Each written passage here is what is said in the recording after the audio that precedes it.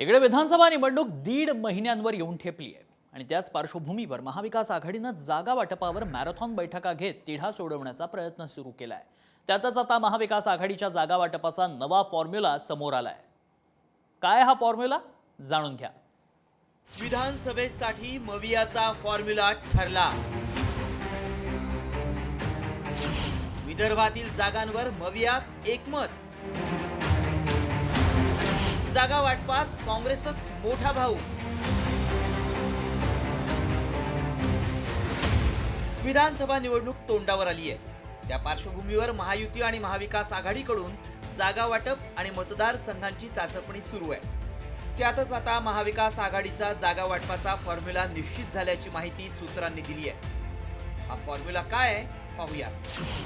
काँग्रेसनं 105 ते 135 जागांवर तयारी केली आहे, तर ठाकरे गटानं 95 ते 100 जागांवर लढण्याची तयारी केली आहे। शरद पवारांच्या राष्ट्रवादीचा 80 ते 90 जागांसाठी आग्रह आहे।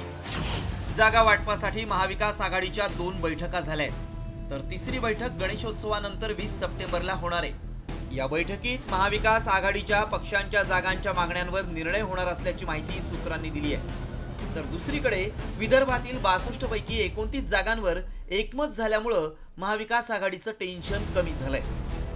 मुंबईतील जागांवरूनही महाविकास आघाडीत हालचाली सुरू झाल्यात। त्यामुळे मुंबईत कुणाचा किती जागांवर दावा आहे पाहूया। मुंबईतील 36 पैकी 22 जागांवर ठाकरेंच्या शिवसेनेचा दावा आहे। मुंबईतल्या 36 पैकी 18 जागांवर काँग्रेसचा दावा आहे। पवारांच्या राष्ट्रवादी काँग्रेसचा 7 जागांसाठी आग्रह आहे। लोकसभेच्या यशानंतर विधानसभेलाही जागा वाटपात आघाडी घेत महायुतीला धोबीपछाड देण्यासाठी महाविकास आघाडी सज्ज झाली आहे। त्यातच आता जागा वाटपाचा फॉर्म्युला समोर आलाय।